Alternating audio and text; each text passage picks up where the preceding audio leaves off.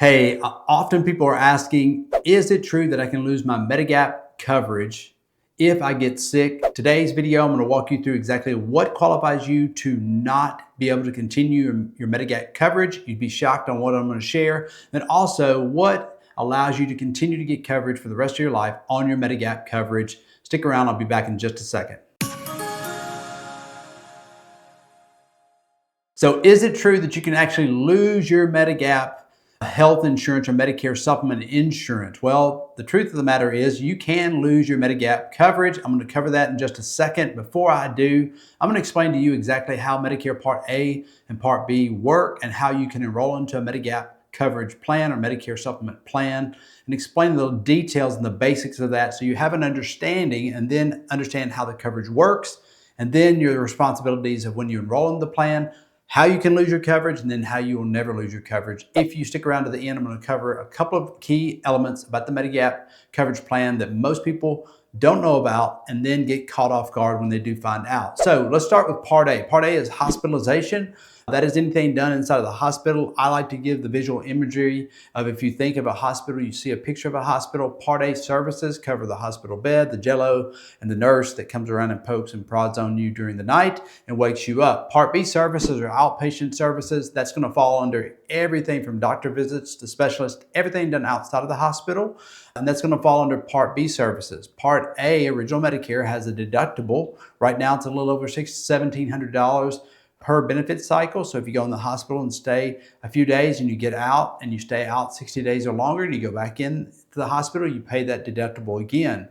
And then Medicare Part B, you have a annualized deductible. Right now it's a little over $200, less than $300, but you pay 20% of the billable rate for any services done under Part B. So if you're in the hospital and a specialist comes from outside the hospital, which typically they are all billed under Part B services, and comes into the hospital, opens your chest up, does a major heart surgery for you, guess what? Part A is going to apply. You're going to pay the Part A deductible, the Part B deductible for the annualized deductible, and then 20% of the billable rate. And they really love their services when they do heart surgery. So guess what? You're going to have a huge amount of cost left and exposed to on original Medicare. So why do people enroll into a Medicare Supplement plan? Well, there's 10 plan options. If you have been born January 1st from 2020 and before, you actually can qualify for the 11th plan option, which is a Plan F, as in Frank, still. But if you have been born past January 1st of 2020, you go into this new era where the Plan F is no longer available for new Medicare beneficiaries. It has not been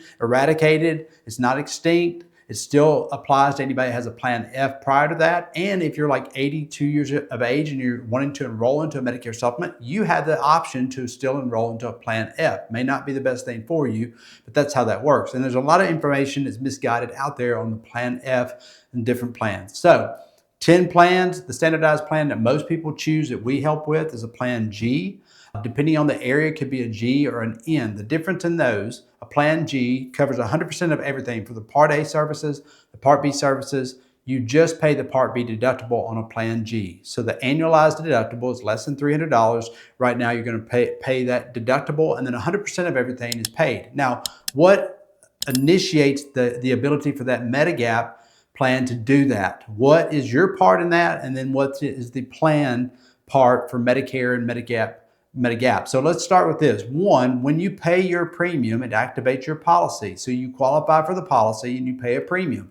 That activates your policy. What continues the policy is you paying the premium. So why does that matter? Well, you're going to get sick at some given point, more than likely. The majority rules when it comes to seniors 65 and older that end up in the hospital. The average hospital stay for most seniors is 5.2 days. You're going to probably experience one of those in a lifetime. The average senior over a 4-year period spends an average of 2 days in the hospital. You may experience that. Either way, you're going to have something go on from a doctor visit to a specialist. And I'm going to explain exactly what happens when you're paying your premium and what happens that doesn't happen if you continue to pay your premium. So if you're paying your premium and you pay it every month, you have a recurring bill. A lot of times you can automate that payment, or you can write a check for it or pay it on a credit card. I would encourage you guys to automate the payment out of your checking account. If you're dealing with us, we're going to ask you what's your routing number, your account number, your banking information. We're going to put that in for auto payment because it's just out of sight, out of mind, and your payment is being paid. So what does that mean for you? Well, Medicare's basically states that all Medicare supplement plans are standardized. So those 10 plans are all standardized. So if you go to any carrier and ask them how the benefit works on the Plan G, every carrier is going to tell you exactly what I just told you. The Plan G covers 100% of everything. You just pay the Part B deductible. They're all standardized. The other part of this is, by law, if you pay the premium for the Medicare Supplement or Medigap policy, they have to bind that in the agreement with the contract that you signed. They're going to pay the difference of what Medicare Part A and Part B services do not pay. And then you're going to be responsible per your contract if it's a Plan G, Part B deductible only, and then 100% of everything is paid. So can you be ejected from your plan when you become sick or chronically ill, or maybe even cancer or a massive heart attack or COPD, congestive heart failure, all kinds of chronic illnesses and things that can happen? Do I want it to happen to you? No. Do you want it to happen to you? No. But sometimes life happens and we get chronically ill. Is that Medicare supplement plan able to kick you off? The answer to that question is no. If you're paying your premium, you're secured in that coverage, and it's just like life insurance. If you pay the premium, the coverage is binding to that carrier and paying the difference of what Medicare doesn't cover based on what plan you're on. So the Plan G, pretty standardized. Plan F covers 100% of everything. Plan N, you pay the Part B deductible and you have some small copays if you access care to a doctor. It's a $20 copay. If you access care to an ER, it can be a $50 copay. But if you're paying the premium, then you're going to be covered. So what is not covered on Medicare supplements that gets very confused in all the advertisements, everything coming to you? I'm going to share that in just a second. So what is actually not covered on the Medigap or Medicare supplement plan, like a Plan G, Plan N, any of the 10 plans that are available in your market? What is not covered on those supplement plans? And this is very, very important for you because it can cost you penalties and also get you very frustrated on the front end of getting coverage, especially when you're coming into being 65. If you're coming off an employer plan, choosing a Medicare supplement plan. If you're dealing with a young novice agent that doesn't really understand how to explain the different parts of Medicare and what the Medicare coverage adheres to with the Medigap benefits or the coverage, what it doesn't adhere to, what it doesn't cover, and then just educating you through the process to bring up the problems that can occur if you are not educated properly. So the moral of that is, make sure you're dealing with somebody like us that knows what they're talking about, educating you through the process of Medicare and your health plan options. So it does not cover prescription drug coverage. So original Medicare Part A and Part B, Medicare supplements are going to adhere to the standardization of what original Medicare covers. If Medicare covers it, the supplement's going to come along and pick up their portion. What A and B does not cover is Part D drugs. Medicare Part B covers injectables, chemo, radiation. So if you're getting chemo radiation treatments and it's falling under Part B of Medicare, then your supplement is going to pick up 100% of that, minus maybe a Part B deductible or whatever plan you choose. But the Part D, the drug benefit. So if you're taking medications now or you're not taking medications now, I would encourage you to enroll into a prescription drug plan because we have tons of plans right now, less than $10 a month in premium.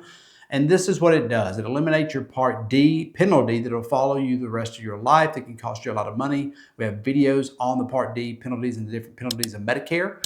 But you don't want a Part D penalty, and you don't want to be halfway through the year, have a chronic condition come up or something related to your heart, and then all of a sudden you're being put on a several $100 a month name brand drug that applies to your health situation that occurs in the middle of the year. And you said the year before, I'm healthy. I don't have anything going on with me. I don't plan on being sick. Well, nobody plans on getting hit by a car, but it does happen. So we want to prepare properly, eliminate the penalty, enroll into a drug plan that's typically less than $10 a month, and you have drug coverage. So if you do have something come up, you do have coverage for Part A and Part B services because your Medigap or Medicare supplement plan is going to cover that, but you also have a standalone Part D coverage. Now, the other thing that the Medigap Medicare supplement plans do not cover is dental, vision, and hearing. Now, my encouragement to you is, if you take care of your teeth, your choppers, and you want your teeth to be pearly white and clean and taken care of,